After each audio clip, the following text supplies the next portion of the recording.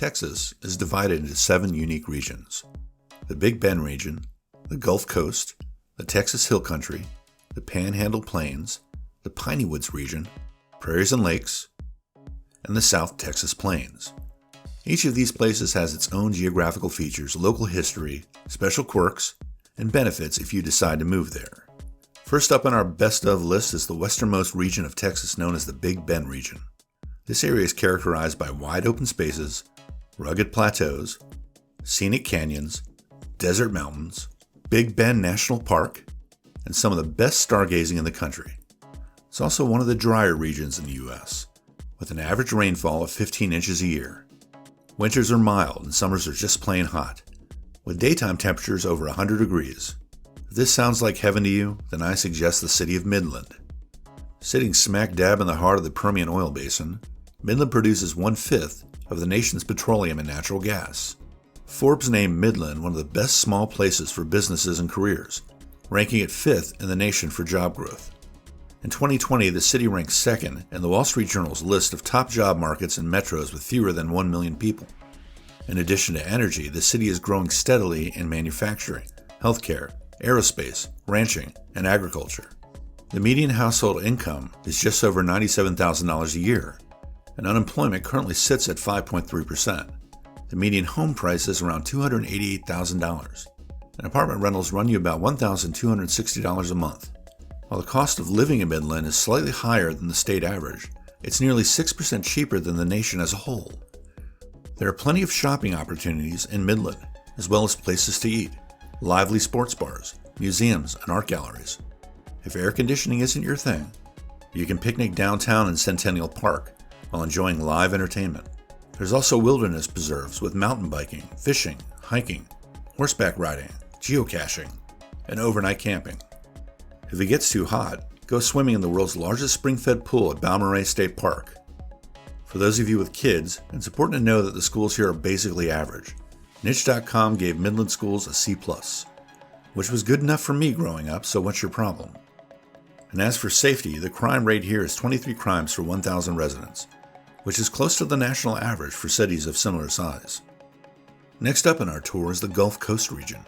That's right, we're talking 350 miles of white sand beaches, incredible seafood, cooling Gulf breezes, America's space program, and the largest concentration of stunning Victorian architecture. Wherever you go in Galveston, you're sure to find a lot of great shops, art galleries, bars, and restaurants.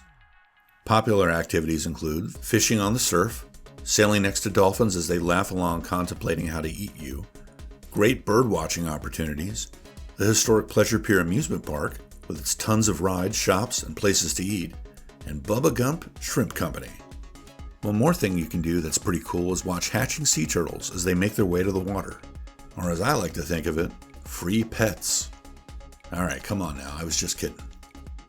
Winters on the Gulf are mild, and the summers are hot and humid. But as I said, there's usually a nice breeze to keep you cool. Somewhat concerning are the freakishly intense tropical storms, the occasional hurricane, and flooding. Although Houston's better for jobs, though with worse traffic and Texas sprawl, Galveston is a tightly knit community.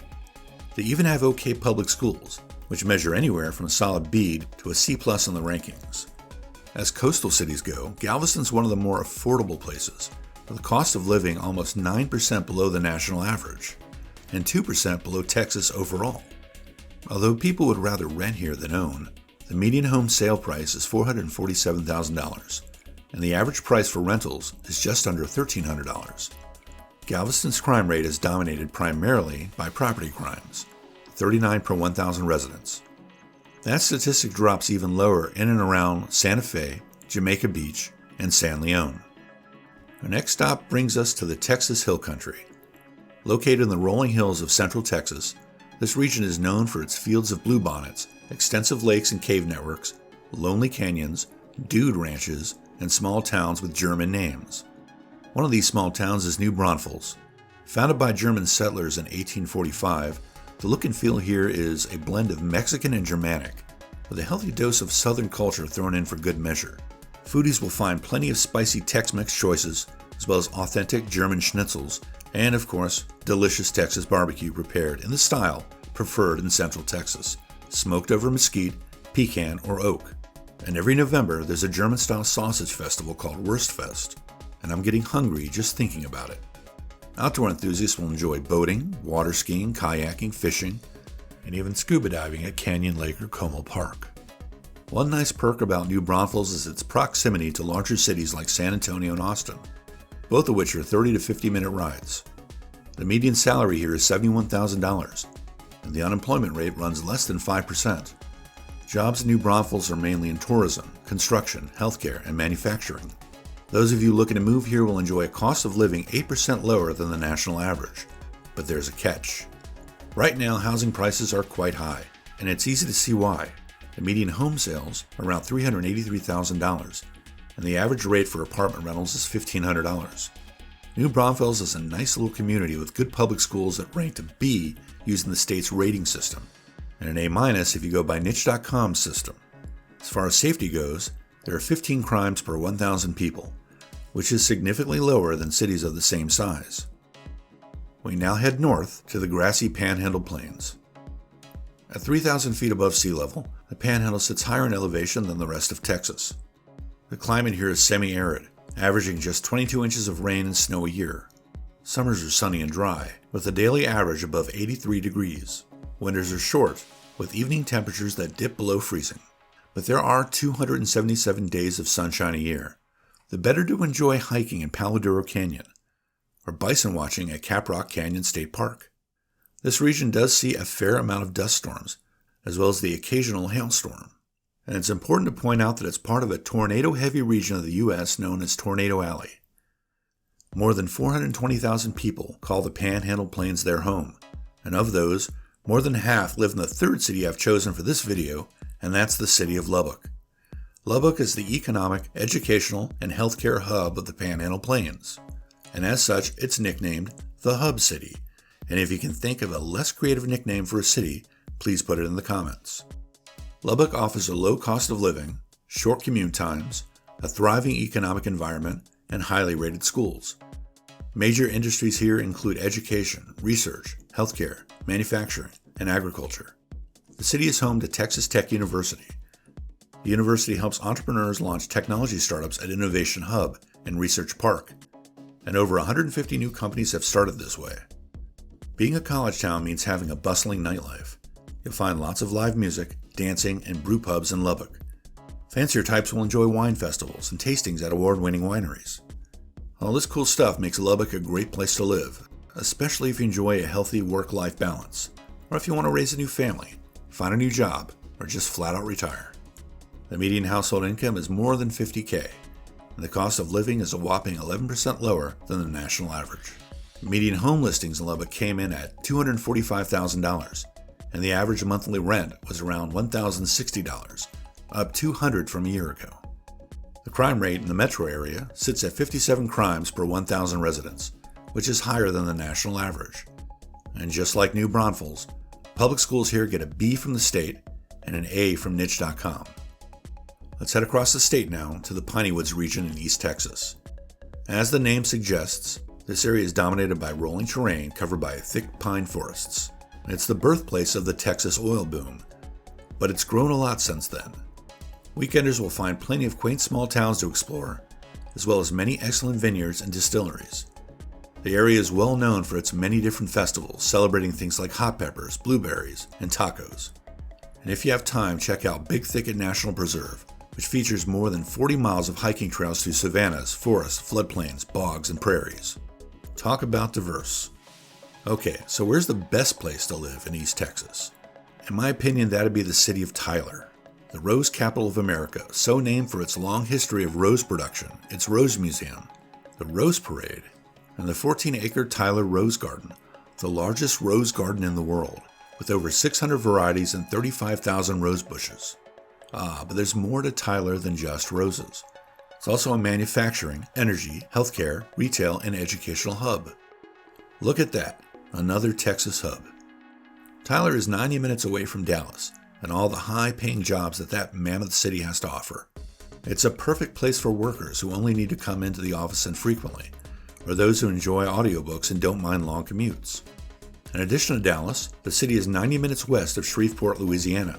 It's also 4 hours from Houston, Austin, and Little Rock, Arkansas. And it's 4.5 hours from the Gulf Coast. Here's a short list of things you can do in Tyler. Visit 28 parks with 14 walking and biking trails. Go fishing or rock skipping at 3 nearby lakes. There's also plenty of cultural attractions, such as the Art Gallery, which spotlights upcoming artists of all types.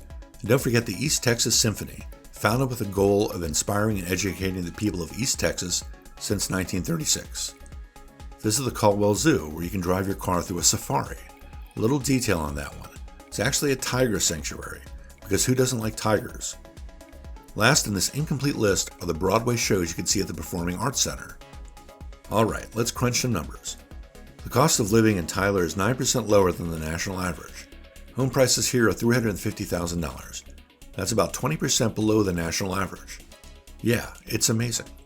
There are 3 colleges here, and their K-12 schools earn a solid A from the state. Tyler ranks 17th in Safety.com's list of the 20 safest cities in Texas. As for the jobless rate, it continues to fall from the highs of the pandemic, and as of this production sits at 3.5%. Welcome to the Prairies and Lakes region, which is located in north-central Texas. As the name implies, this area is known for its beautiful rolling prairie countryside and man-made lakes. Who needs the coast when you have so many opportunities for fishing, swimming, boating, jet skiing, kayaking, and other watertime fun? This area of Texas has a number of colleges and universities, stockyards, bull riding events, big dance halls, a lot of family attractions like Six Flags Over Texas, the Cowgirl Museum, Hurricane Harbor Water Park, and a number of pro sports teams like the Dallas Cowboys, the Texas Rangers, and the Mavericks. Yes, you will find Dallas here, and it sprawls all over the place.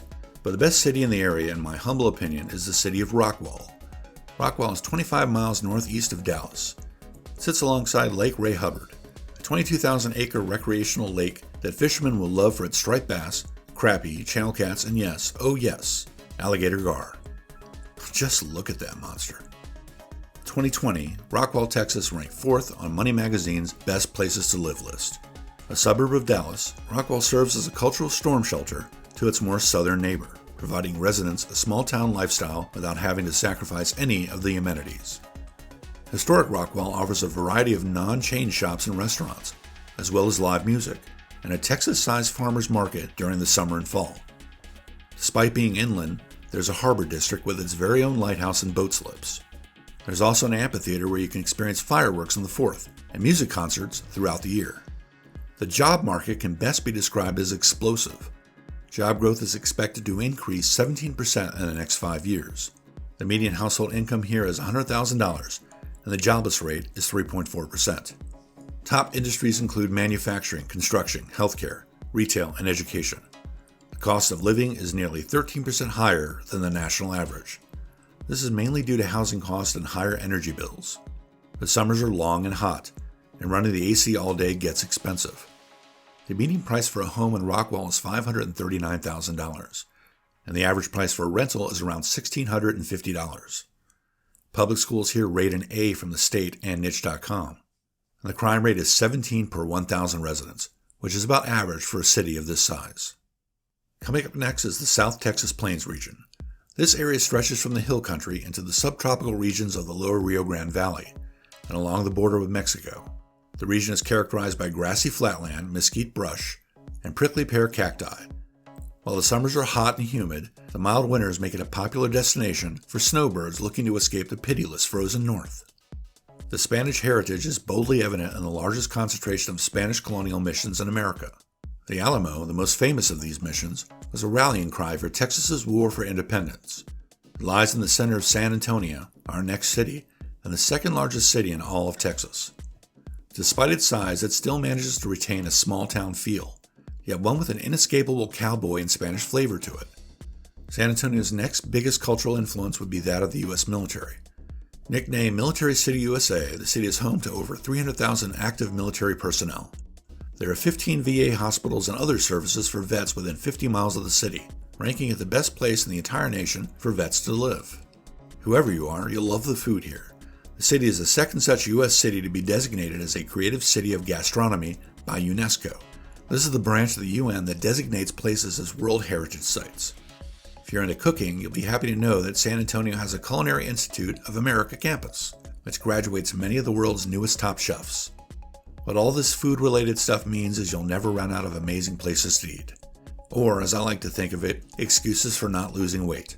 We're talking fine dining, authentic Mexican and Latin American food, delicious barbecue, and of course, steakhouses.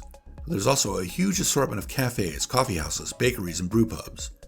One cool feature of San Antonio is what's called the American Venice. This is San Antonio's famous Riverwalk. Tucked below street level, the Riverwalk contains 5 miles of winding pathways and bridges along the San Antonio River. Plenty of people walk on it, but you can also enjoy it by boat or kayak. Other attractions include the happening music scene, endless boutiques and vintage stores, and oh yeah, SeaWorld.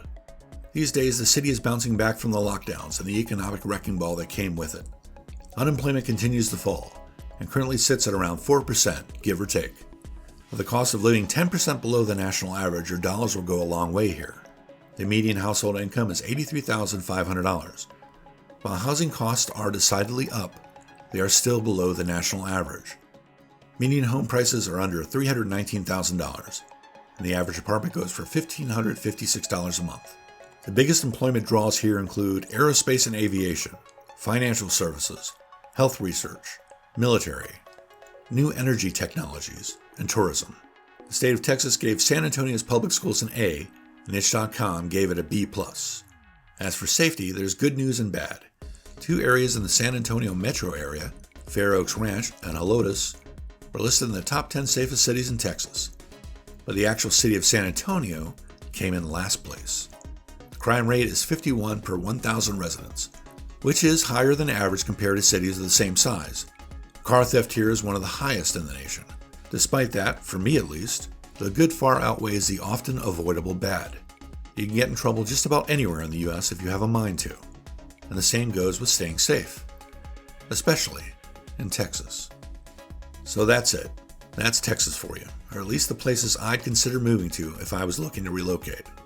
If you liked the video, please like and subscribe and share with your friends. And until next time, I'll see you.